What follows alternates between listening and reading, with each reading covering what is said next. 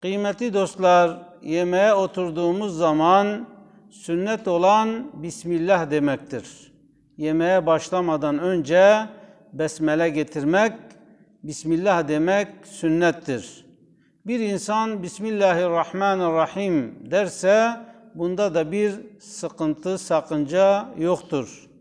Şayet yemeğin başında Bismillah demeyi unutursa, ortasında veya sonunda Bismillah fi evvelihi ve ahirihi demesi sünnettir.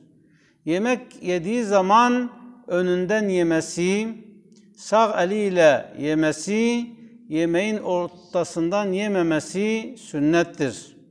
Yemek bitince elhamdülillah demesi de yine sünnettir.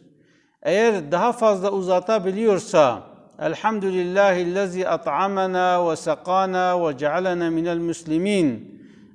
Allah'ım bizi yedirdin, içirdin, bizi Müslüman kıldın, sana hamdü senalar olsun diye duasını uzatabiliyorsa bu daha hayırlıdır, bu da sünnettir.